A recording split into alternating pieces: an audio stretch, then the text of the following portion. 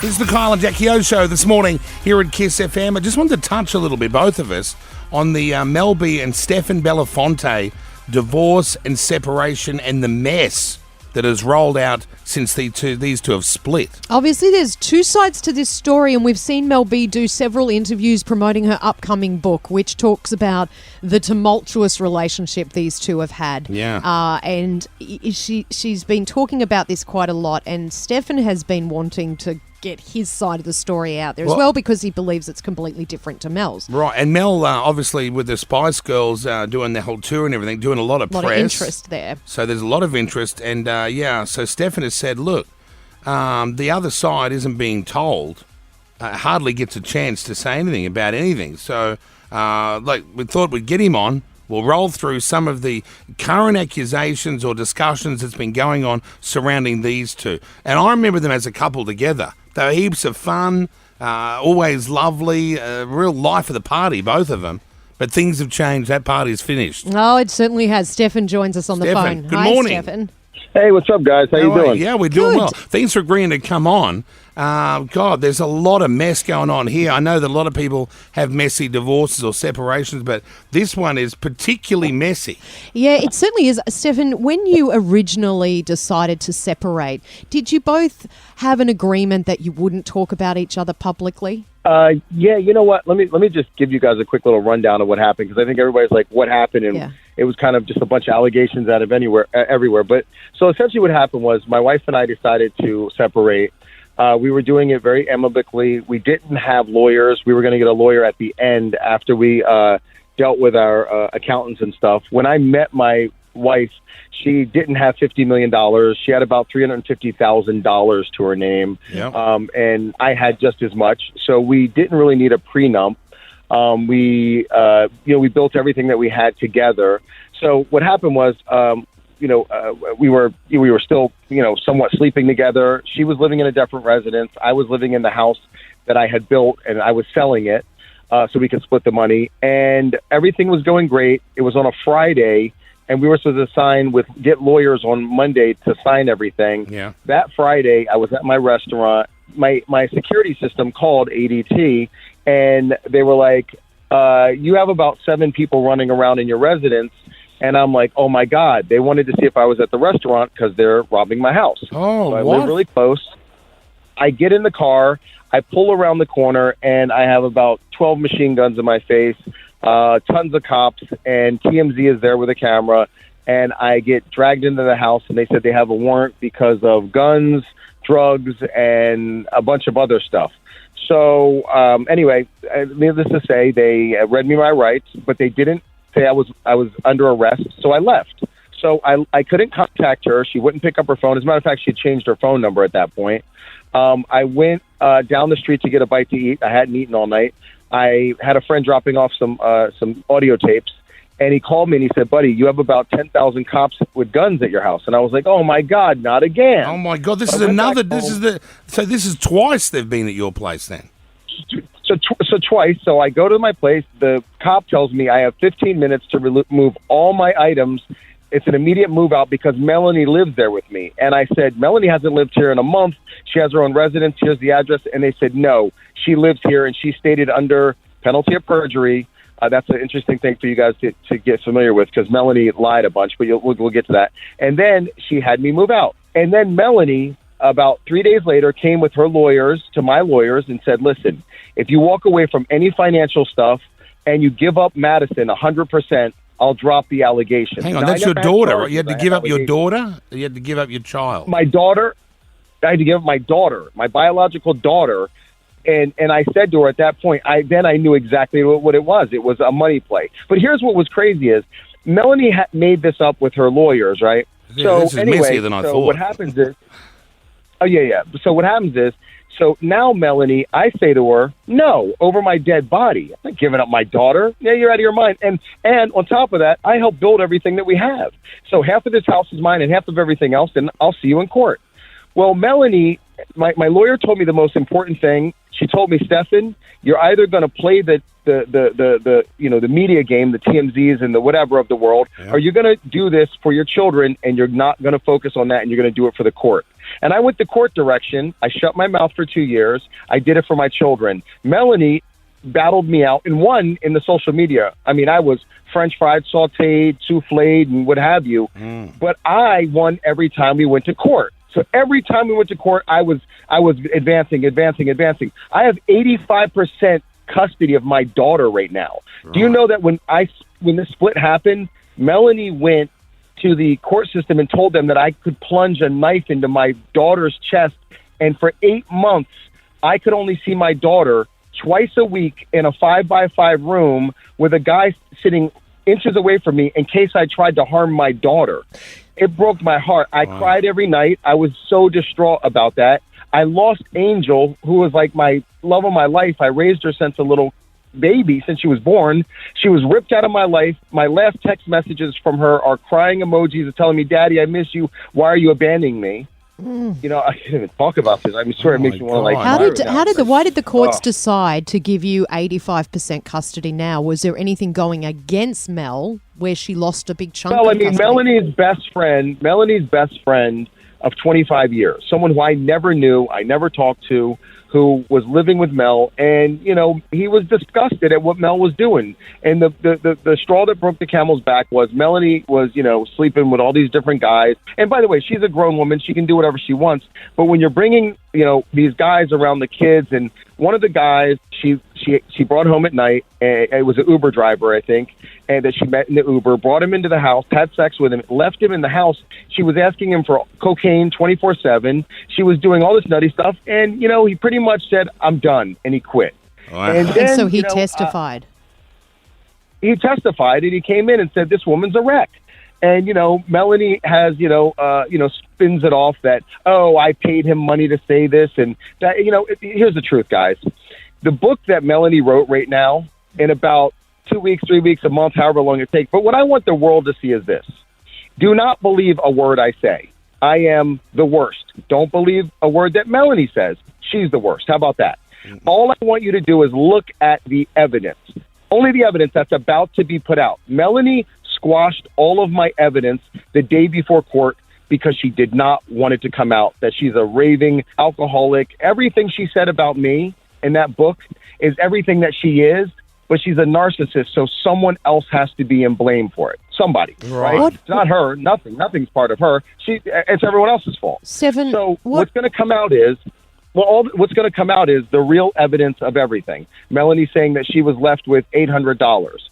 Well, the forensic accountants are going to show you and the whole world that she wiped out all the bank accounts, shut down all the businesses, took the money. She gets $25,000 a month tax-free from Eddie Murphy, so she definitely can't be broke. She had hundreds of thousands of dollars that she'd emptied in the bank account. I had a conversation with Melanie back in the day in Australia, and I said to her, she had just got her Jenny Craig deal. You don't eat the food, and you have genetically great body. It's kind of a facade. Yeah. And she said, "You know what? If I tell people, they'll believe me."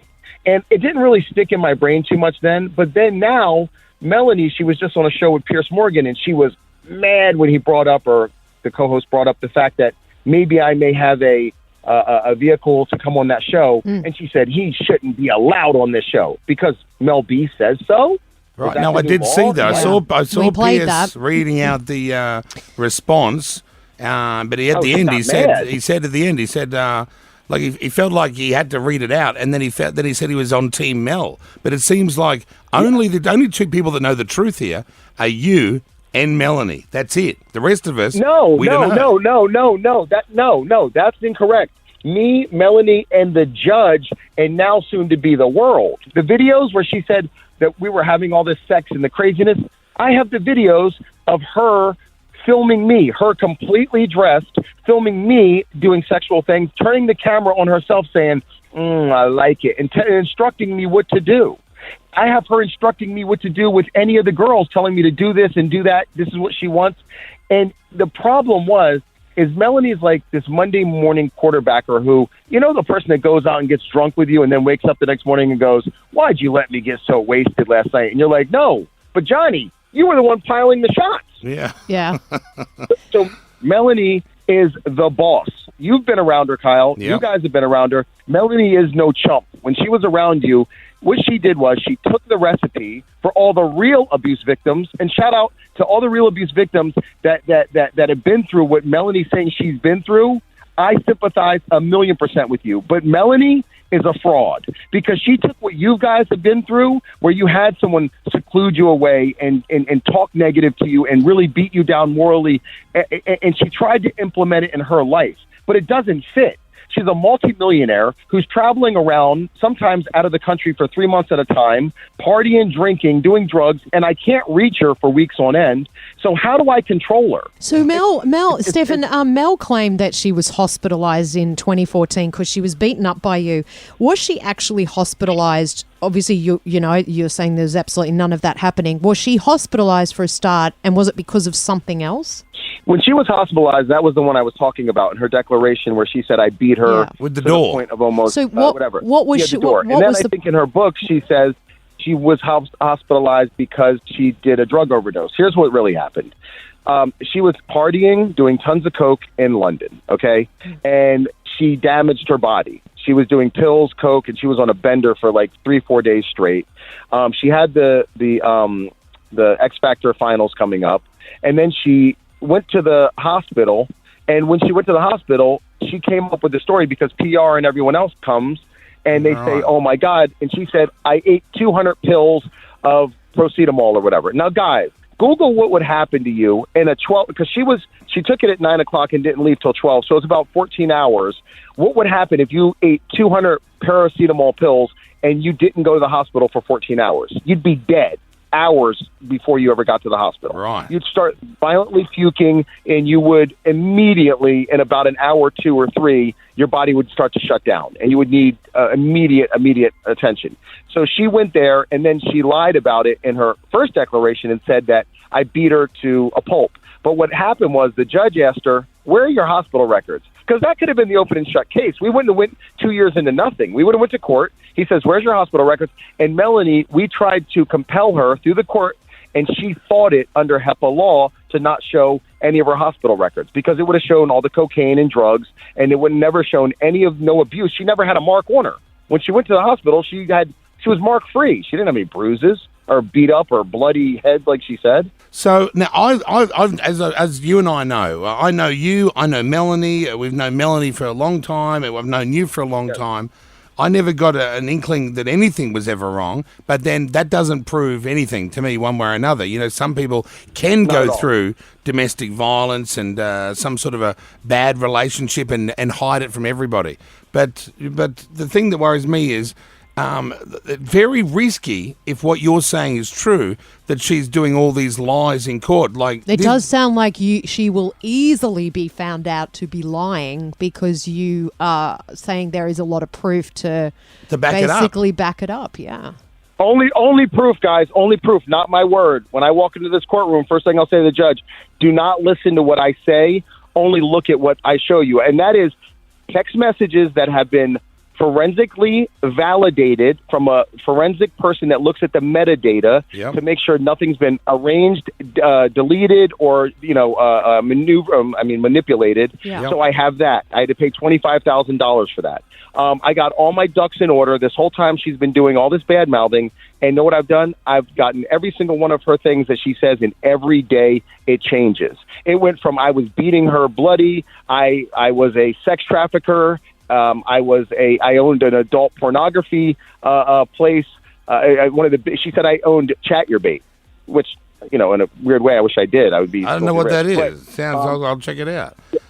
But now we know you two, and you two were a bit. You two were. I think it's open knowledge that you two were a bit out there sexually, and maybe not like Jackie was in her. In her days, but yeah, I heard about you, Jackie. There's nothing to hear there. Yeah, not much to hear. So, but that was true. Like being open sexually or tipping other people into the relationship. Like, you guys did that, and you did it on the rig. A lot of people do that. That's not illegal. That's not wrong. Well, listen, we had adult consensual stuff that we did, and once again, here's another example of that. during the trial, Melanie called a person that was in a consensual, did a consensual thing with us, and told the girl that I had sex tapes and they were about to come out, and she needed to protect herself because of her family and stuff. And she told her to remember the situation, that maybe she was raped during the situation. The girl became irate, called me, then talked to my investigator and my lawyers, and did a written and verbal declaration that Melanie called her and was threatening her to try to get her to say that she was raped. So Melanie had no evidence. She was trying to manufacture and use her celebrity. And at the end of the day, people just didn't, she didn't have any witnesses. No one showed up. Who was a person working for her, she told him pretty much, he's been working for her the longest out of anyone that I can think that we've known, and said, if you don't, pretty much back my play on this. And he quit. And, he left. He said, I'm a religious guy. I'm not going to get on the stand, and I'm not going to lie. I've seen you and Stefan, just like Kyle. When you've seen Melanie and I, right? You don't know what goes on behind closed doors, and I will agree with that. But as far as you saw, was Melanie timid around me, or was Mel B? Mel B is never timid. I've never seen her timid in her life. She I get on with her well, but I've never seen her timid. And I've only ever heard from both of you separately and together. It always looked like you guys had a great relationship. It was just an agreement that you had. Yeah. By the way, we did. Let me be clear about this, guys. This is a woman who I love to death, who I protected, who I'm not a guy to go out there and put anyone's business out on the street. And I didn't do it for 2 years. I took all the bows and arrows, I took all the rocks, the whatever have you, and I still didn't do it. I wouldn't have done it had this book not come out. I would have taken those things to the grave with me and done it for my kids. I did not want my kids reading this. All three of my kids, 4 right now, can actually read and read very well. And at this point, I question what type of mother, for their daughter's sake, writes a book like this of all this crazy stuff. Melanie wasn't always like that. Melanie's a good person who I was in love with, and we had an amazing 6-7 years of marriage until Mel got on her drugs. And by the way, I hope all you fans out there that love the Spice Girls and grew up with girl power, when you're girl power, when she broke up with me, or we broke up and separated, the first thing she did was have an affair with a Go read about it. Google it again, guys. She had an affair with a whose wife was pregnant. Now, I do remember that. Where does that fit into girl power? Yeah. Where does that fit into girl power? All you fans that live and die by this woman, where does that fit? Where does it fit that her a guy comes forward, or she's putting all these stories about that she's gotten her vagina tightened and all this stuff? You have daughters? You think your daughters need to know about that as young kids? Do you know why I came out? Why? One is because the main thing is my daughter came home getting bullied at school, and I had sat back for 2 years, and everyone thought I was guilty. When you listen, there's a one thing that if you don't say something, you can be that guy. And every parent, you say to yourself, I'll take a bullet for my kid. Well, guess what? Me keeping my mouth shut was the bullets I was taking for my kids. But it's really tough on kids with this. I can understand, Stefan, you not wanting to go public for all that time because you were doing it for your kids. Kyle and I, when we did this interview, we wanted to try and remain neutral because there are two sides. And you even said yourself, don't believe what I say, don't believe what she says. I think that's a great. When do you see the evidence? Yeah, exactly. Yeah. When will we see the evidence? What's going to happen next? Okay, well, I'm filing her book just came out. I got to read it. We got to compile our evidence on everything that, we can disprove in the book and everything that I want to be out there. And, as soon as the court says, the lawyer's filing it any day now. Right. So, Melanie will be served. Good. So that's what Melanie has to go look forward to, is to actually, it's not, it doesn't happen quick. My lawyer told me that. It does not happen quick. But when it does happen, you've got, and it will happen for Melanie. She will have to pay the piper on these lies. Stefan says, don't believe him. Don't believe Melanie. Wait to see the evidence. Make up your mind for yourself. I think that's the. So I'm going to run with that because, once the evidence out, that's the only way to understand it. Really. We appreciate Stefan you coming on air. Thanks so much. Yeah, very open, very honest with us. Thanks, man. Thanks. Anytime, guys. No worries. Stefan Belafonte, geez. how unbelievably frustrating that someone would make up all those stories about you and you can't even defend yourself. Yeah. For 2 years, you can't defend yourself if that's the case. But what the truth will be will come out in Well, the courts. we'll find out eventually, I guess. You're right. Yeah, Yeah. 'cause, And of course, we she's- welcome if Mel B would like to come on the show. Of course, she's Oh, we welcome. have extended an invite Yeah. to Melanie as well. We don't want to take she's sides in she's it. nearly come on a couple of times, Yeah. but for one reason or another, schedule clashes. Let's stay out of it, hey? Well, oh yeah, I say we don't get ourselves in the middle of this one. it's not easy to figure out No. what's going on here, but some clarity on hearing both sides. He certainly sounds very passionate about it. He sounds frustrated. And you know, there are a lot of dads out there. Yeah. I'm not saying that he's saying the truth or he's not, but there are a lot of dads that have gone through this. You know, Yeah. there's a lot of women that have been terribly abused. Yeah. And there's nothing worse. But there are also, when the shoe's on the other foot, regardless of whoever's telling lies in this situation, everyone's getting hurt. Everyone's getting damaged. That's what's sad. Especially the kids.